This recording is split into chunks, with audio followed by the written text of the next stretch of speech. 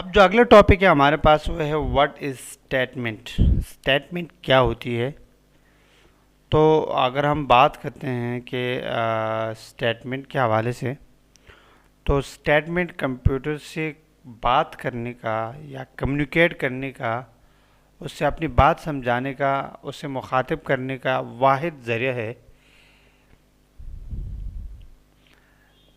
इंसानों के पास एक दूसरे से रब्ता करने यानी एक दूसरे से कम्युनिकेशन के मुख्तलिफ़ ज़राए होते हैं। जैसे क्या हमारे पास मुख्तलिफ़ ज़बानें हैं, गुजरी, उर्दू, पश्तो, इंग्लिश, सिंधी, गुजराती। इसी तरह कंप्यूटर में भी मुख्तलिफ़ ज़बानें हैं, जैसे C plus plus, P H P, Python, Ruby, JS, Java, Kotlin वगैरह वगैरह। इस तरह बहुत सारी ज़बानें हैं। इसके अलावा इंसान अपने जज्बात की तर्जुमानी के लिए इशारों के ज़रिए भी बात कर सकते हैं, जबकि कंप्यूटर के पास हाथ, पाँव, मुंह वगैरह नहीं होता। और ये जिस तरह हमने लास्ट उसमें बात की थी कि एहसासात से आरी होता है, तो उसके पास एहसासात नाम की कोई चीज़ नहीं है। तो अगर कंप्यूटर से कोई काम करवाना है तो सिर्फ़ और सिर्फ एक ही तरीक़ा है, वो है स्टेटमेंट।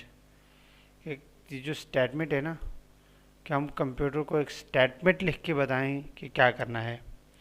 अगर हम इसकी मिसाल लें, अगर आपके पास एक शख्स बैठा हुआ है तो आप इसे देखकर अंदाज़ा लगा सकते हैं कि वो गमगीन है या खुश है या परेशान है। या एक बच्चा आपके सामने शोर कर रहा है, आप इसे घूर कर देखें तो वो खामोश हो जाएगा।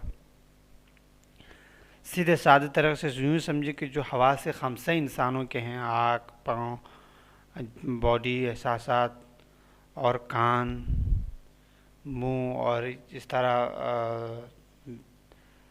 हवास खमसा में से जो है ना, एक नाक, कान, आँख, मुंह और पूरा एहसास जो हम फील करते हैं।